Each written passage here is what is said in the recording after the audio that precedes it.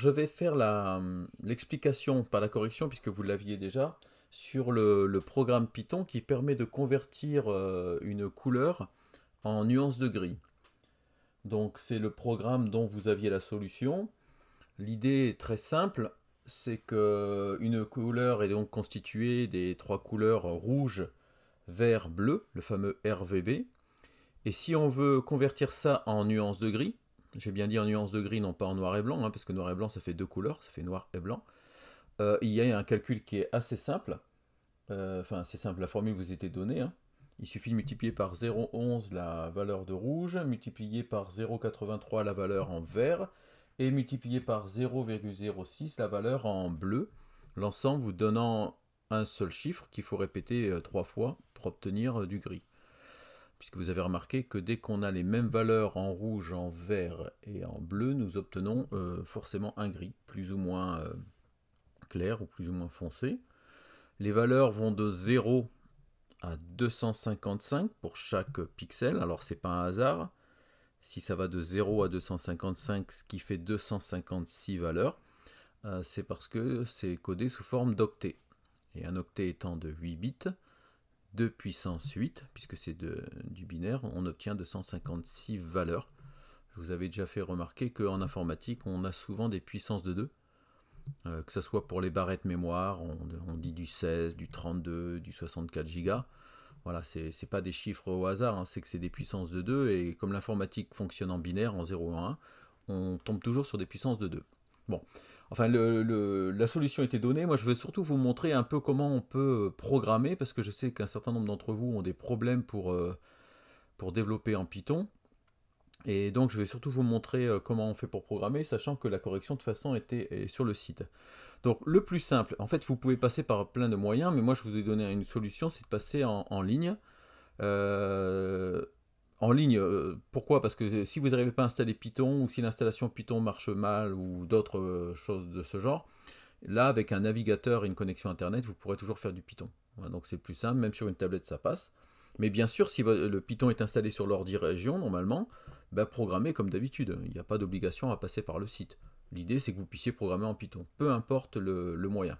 Donc moi, je vais passer par l'intermédiaire du site, mais si vous avez directement IDLE ou le Python installé sur l'ordi région, faites ça, il n'y a pas de souci. Donc l'adresse, là j'ai fait un copier-coller, mais je vous l'avais donné, c'est repl.it. Donc quand on fait ça, on tombe sur ce site, et là on peut démarrer à coder. Alors en fait, c'est un site qui permet de coder dans plein de langages, donc on fait Start Coding, et là on choisit le langage, donc nous, bien sûr, c'est Python, et là on crée le projet, c'est-à-dire le programme qui va nous permettre de coder. Alors là, c'est le fichier. Pour l'instant, j'ai qu'un seul fichier, j'en aurai souvent un, parce que nous, on restera sur un fichier, on en aura bien assez, sauf si on rajoute par la suite des ressources. Là, c'est là que je tape mon code, et là, c'est l'interpréteur. L'interpréteur, vous savez, ça permet directement de taper des petites lignes. Si je veux faire 1 plus 1, bon voilà, il me calcule, mais je peux aussi afficher, utiliser, donc print, c'est une commande Python. Alors c'est une commande et c'est une fonction à la fois, donc il faut mettre des parenthèses, et si par exemple je mets bonjour, il affiche bonjour, donc là je peux taper des commandes.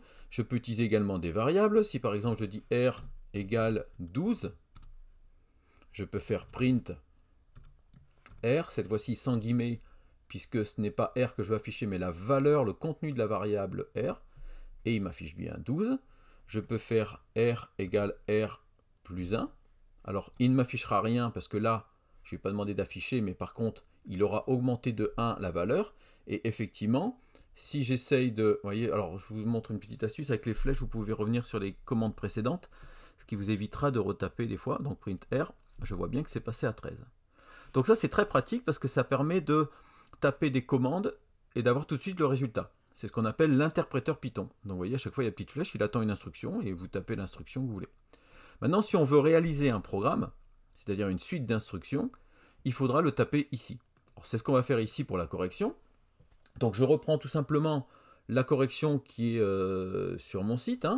Donc la variable, je l'ai appelée R. R reçoit quoi? R reçoit... Alors, je vais pour l'instant le taper comme ça, même si ce n'est pas la correction. Donc ça, c'est pour communiquer avec l'utilisateur. Je dis que j'attends du rouge. Bon, je pourrais dire veuillez rentrer la valeur de rouge, mais on fait court. Si je fais ça, en fait, le problème, c'est que les inputs, l'instruction input, permet de saisir une valeur, mais elle va retourner une chaîne de caractères. Donc je vais vous montrer le problème de ça. Donc si je fais après, je vais l'afficher par exemple. Donc là, normalement, ça devrait fonctionner. Pour lancer le programme, j'appuie tout simplement sur Run. Voilà, il m'affiche bien la chaîne de caractères que j'ai tapée ici. Je peux maintenant rentrer la valeur. Donc par exemple, je sais pas moi, donc entre 0 et 255. 0, j'ai pas de rouge. Et 255, j'ai rouge à fond. C'est rouge puissance maximum. Donc je vais mettre par exemple 134. Et il m'affiche bien 134. Alors, vous allez dire, mais pourquoi sur la correction, il y a un int devant? Alors déjà, int, ça veut dire quoi? Int, c'est integer. Et integer, ça veut dire entier. Int, c'est une fonction qui va permettre de convertir en entier. Parce que pour l'instant, quand je rentre 134, pour Python, 134 est une chaîne de caractères. Alors on ne s'en rend pas compte parce que je viens juste de l'afficher, mais vous allez voir que si j'essaye par exemple de faire R, comme j'ai fait tout à l'heure, égale R plus 1, que je relance le programme, je vais remettre 134, ça nous allait bien, là, hop, j'ai une erreur. Et en fait, il m'explique ça en anglais, mais can only concatenate string, string en entier. Ce qu'il est en train de dire, c'est qu'il ne peut pas ajouter une valeur numérique à une chaîne de caractères. Donc c'est-à-dire que pour lui, R, là, la valeur que j'ai rentrée, 134, c'est une chaîne de caractères. Et donc il ne peut pas ajouter 1 à une chaîne de caractères. Par contre, si maintenant, donc la valeur saisie, donc j'encadre tout, je dis int, c'est-à-dire que ce qui sera saisi par l'utilisateur, je demande à Python de le convertir. Alors mettez bien la parenthèse après, c'est-à-dire que ça, cet ensemble de valeurs, je demande de le convertir en int, c'est-à-dire en entier. Alors là, à partir de ce moment-là, si je fais 134, ça marche.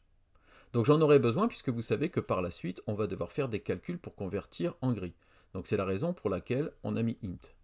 Donc je supprime ces lignes-là, elles ne sont pas dans la correction, c'était pour vous expliquer. On l'avait déjà vu, mais c'était en début d'année.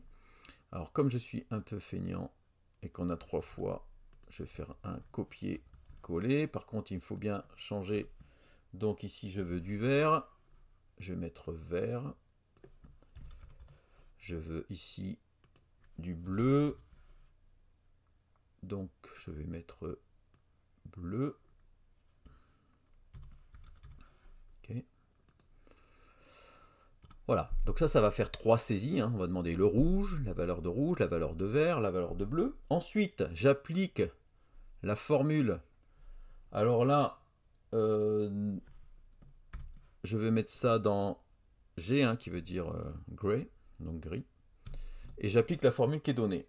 Alors on va essayer de le faire sans la conversion en int. Ça devrait fonctionner, parce que là, dans le corrigé, je l'ai mis, mais ce n'est pas nécessaire. Donc ici, 0.11, je vous rappelle que les Anglais n'utilisent pas la virgule. Donc la formule n'est pas... voilà, je ne vous demande pas de la comprendre. C'est comme ça, pour convertir en gris, il faut appliquer cette formule-là. Là, c'est un peu compliqué à expliquer, donc c'est pas vraiment l'objet. On recopie.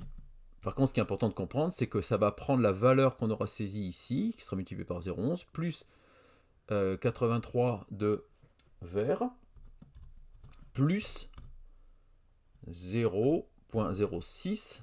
Donc finalement, le bleu, on le mélange avec parcimonie. Tout ça me donnera une valeur. Et ensuite, je souhaite afficher cette valeur. Donc je mets gris. Bon, dans le corrigé, c'est marqué G, mais là, vous avez compris que c'est du texte. C'est vous qui changez ce que vous voulez. Et là, juste après, pour dire, après cette chaîne de caractères, je voudrais que tu m'affiches la valeur de G. Je vais activer ça, l'exécuter. Donc je rentre par exemple 34 de rouge, 200 de vert et 55 de bleu. Voilà. J'ai ma valeur. Alors ce que vous regardez, c'est que ici, comme j'ai fait le calcul avec des réels, hein, des chiffres à virgule, j'obtiens une valeur qui est également de type réel. Or, je ne dois travailler qu'avec des entiers. D'où l'intérêt, à nouveau, de convertir tout ce calcul sous forme d'entier. Donc en fait, tout simplement, ça va faire exactement la même chose. Donc 34 255, on va faire la même chose. 34 255 et on obtient la valeur de gris.